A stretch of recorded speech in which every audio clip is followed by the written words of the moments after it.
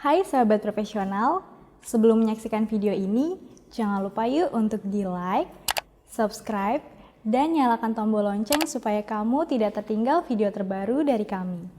Selamat menyaksikan video ini ya. Nah, tentunya pembicaraan kita pada pagi hari ini adalah menuju nanti sebuah era normal, new normal nanti adalah bagaimana kita bisa bukan hanya bertahan, tapi juga menjadi pemenang.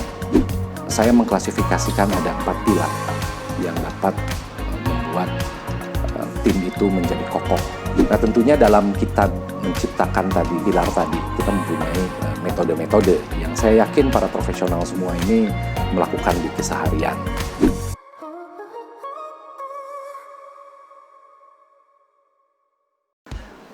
Nah, kita lanjut sekarang setelah metode ini kepada 6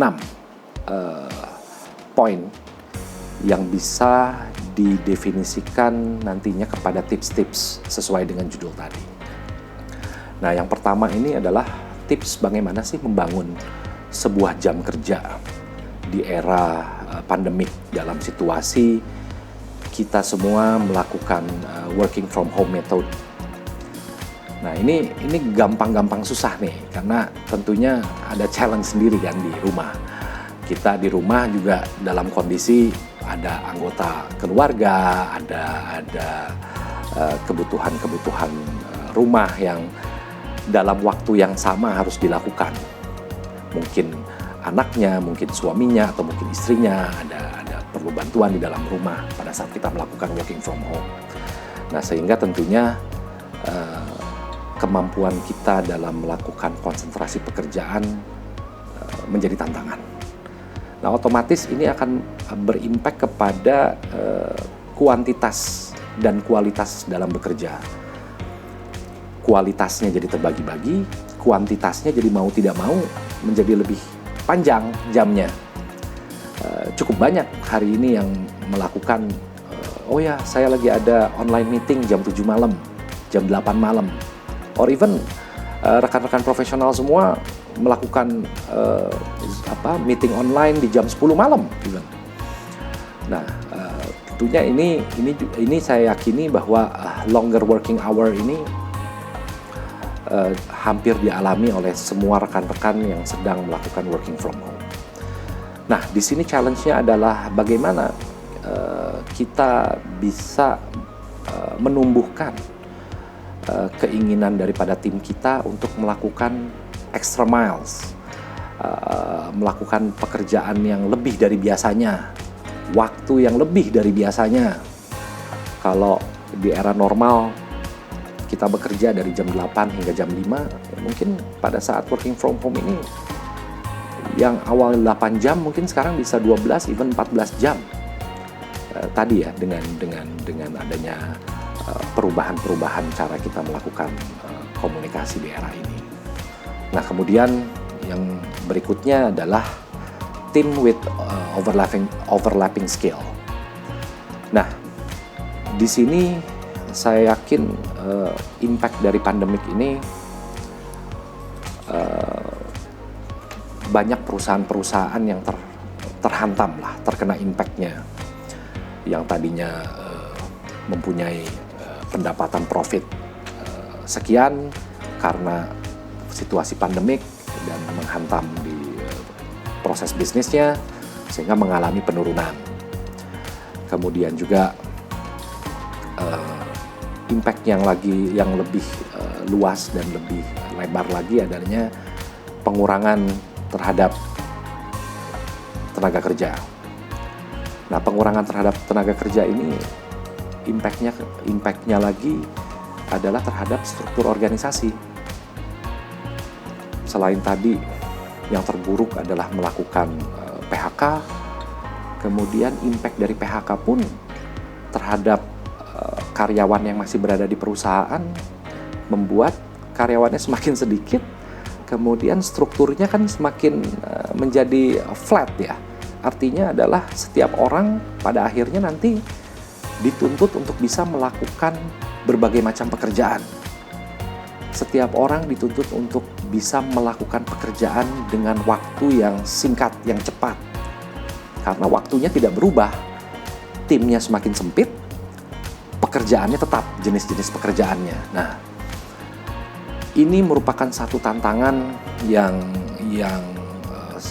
harus dihadapi oleh para profesional, para supervisor, para manajer, untuk kita bisa mendevelop tim kita untuk melakukan overlapping skill.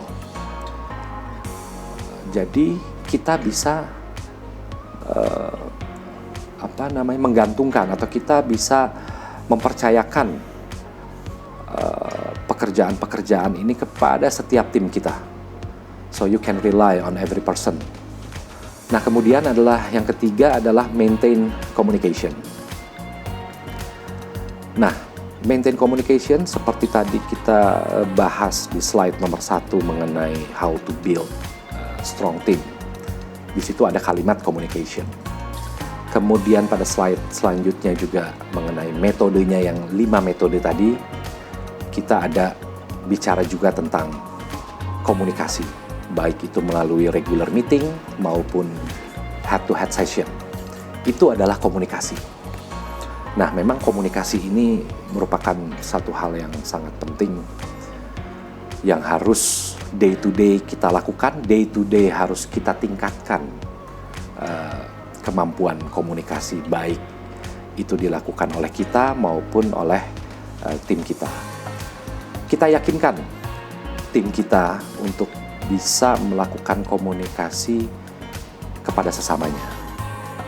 Buka jalur-jalur komunikasinya. Nah, di sini sebetulnya komunikasi yang saya maksud ini bukan komunikasi antar tim di dalam satu departemen saja, tapi antar tim dengan sesama departemen. Kemudian adalah backup planning. Kita harus selalu make sure bahwa tim kita ini mempunyai backup plan. Make sure setiap tim ini mengerti dan memahami bahwa setiap pekerjaan ini harus mempunyai backup plan.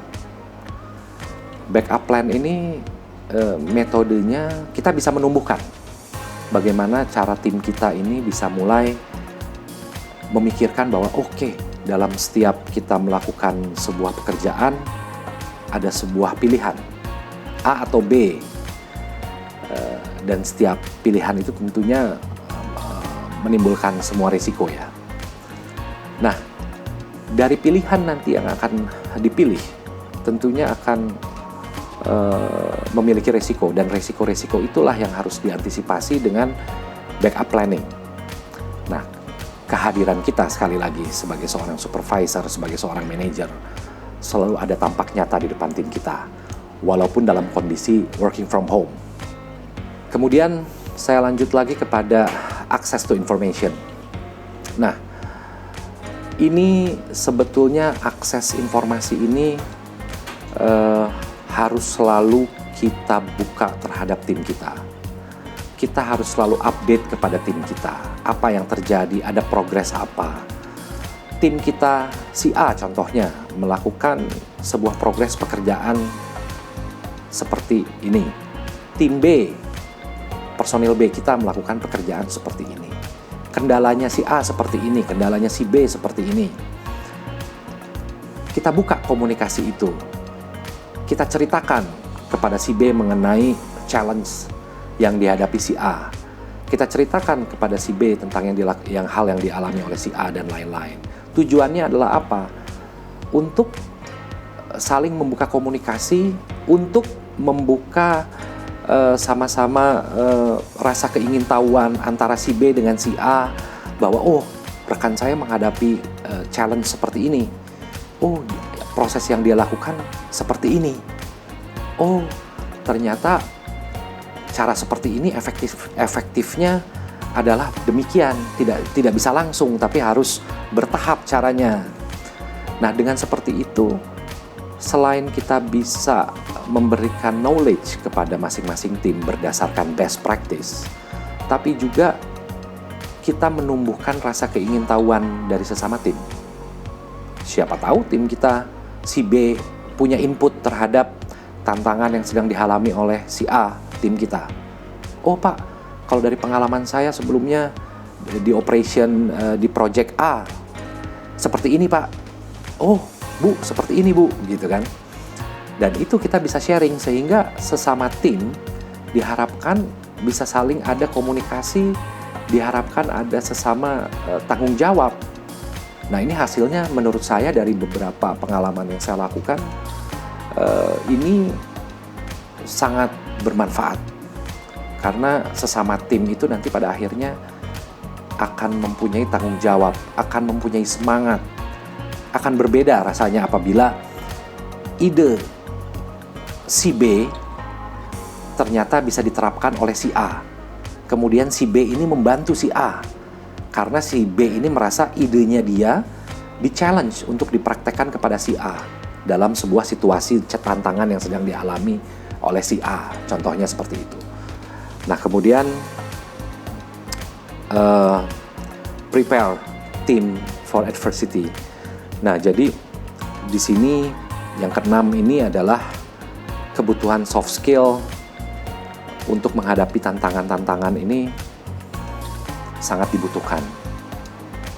Untuk bisa kita fulfill kebutuhan peningkatan soft skill mereka ini, mau tidak mau dari pengalaman saya, kehadiran, pengetahuan, kemudian arahan-arahan kita sebagai seorang supervisor, seorang manajer, ini harus kita transfer kepada tim kita. Agar tim kita ini bisa mempunyai pengetahuan soft skill yang meningkat walaupun dalam kondisi seperti sekarang. Sekarang sulit untuk kita bisa melakukan coaching head to head. Kita bisa melakukan coaching dengan cara indirect sekarang seperti ini. Nah, tapi di satu sisi kebutuhan peningkatan soft skill tim kita untuk bisa menghadapi sebuah kondisi tantangan yang bisa dibilang sekarang ini cukup berat, sangat menantang. Ini kebutuhan soft skill-nya sangat tinggi. Kemampuan mereka, tim kita untuk membuat sebuah visualisasi akan pekerjaan-pekerjaan yang mereka lakukan. Yang tadinya tim kita melakukan presentasi langsung, melakukan rapat langsung dengan klien, dengan buyer. Kali ini mereka melakukan, jangankan melakukan presentasi, mereka melakukan perkenalan pun, mereka melakukan introduction pun dengan metode online sekarang. Nah, otomatis kemampuan dalam meningkatkan soft skill, bagaimana menganalisa, how to communicate ini perlu kita tularkan kepada tim dengan secara kita selalu hadir, kita secara selalu komunikasi dengan tim kita. Pak Indra, apakah bisa kasih tips untuk saya yang bertanya ini supaya bisa membujuk timnya agar mau bekerja di jam kerja yang lebih panjang nih Pak Indra? Karena mungkin work from home jam kerja udah nggak beraturan nih Pak. Jadi dibujuk ya. Oke. Terima kasih nih pertanyaannya. Jadi saya ulang ya. Tips untuk bisa membujuk tim mau bekerja di jam yang lebih panjang. Ini sebetulnya tadi ada di dalam konten bahasan materi kita, bahwa tips yang pertama adalah mereka kan tadi seperti saya bilang bahwa mereka harus merasakan kehadiran kita, harus merasakan bagaimana kita hadir dalam bisa memberikan solusi-solusi bagi mereka. Kita harus menumbuhkan tanggung jawabnya para tim kita. Untuk proses ini saya pikir kepada penanya nih ya, kepada penanya yang tadi, untuk proses ini merupakan proses yang harus segeranya diselesaikan. Artinya ngebujuknya nih harus agak cepat gitu ya. Kenapa? Karena bagaimanapun juga dengan kondisi working from home ini, apabila tim kita tidak termotivasi untuk bisa memberikan extra miles, extra hour, itu akan sangat menghambat bisnis proses. Nah, disinilah tadi seorang supervisor, seorang manajer, seorang leader harus bisa melakukan evaluasi lagi terhadap metode-metode yang dilakukan, 5 metode tadi. Yang mungkin nanti mengenai konten ini mungkin bisa di-share ya Mbak Wulan ya, konten presentasi saya. Nah, ya jadi longer hour ini apabila kita melihat tadi ke dalam kolom-kolom yang saya share, untuk bisa membujuk, ini bahasanya membujuk ya. Membujuk ini yang pertama kehadiran kita, be present. Kehadiran kita, coba evaluasi Anda sebagai seorang supervisor. Kehadiran supervisor, seorang manajer bagi seorang timnya itu berasa atau tidak? Selalu hadir nggak di setiap permasalahan mereka? Solutif, tingkat solusinya bagaimana? Kehadiran dalam menghadapi permasalahan tantangan anak buah kita bagaimana? Dalam memberikan contoh turun langsung terhadap kendala yang dia lakukan bagaimana? Jangan takut bagi saya apabila kita sebagai seorang supervisor atau seorang manajer memberikan contoh langsung turun, malah di jam-jam yang di luar dari jam office hour-nya. Jadi jangan sampai kita kasarnya memberikan direction, oh ya kamu mau lembur ya, ya siap Pak, tapi saya harus pulang jam 4 gitu karena saya harus di rumah jam 5 gitu ya kan, nggak mungkin. Jadi kita harus kasih contoh bahwa oke, problem kamu apa? Problem saya seperti ini Pak. Oke, tadi seperti pada materi sebelumnya, analisa yang kamu lakukan terhadap problem ini seperti apa? Analisanya A dan B Pak. Oke, kita sepakati salah satu pilihan tersebut kita pilih. Kemudian kita langsung memberikan contoh turun bersama-sama dengan tim kita. Dan pasti kita harus pastikan bahwa yang kita lakukan sendiri pun itu long hour, lebih panjang. Kita melakukan itu contoh di jam 9 malam atau jam 8 malam. Ternyata proses itu berhasil. Sehingga anak buah pun atau tim pun, wah atasan saya aja melakukan ini dalam membantu tugas saya.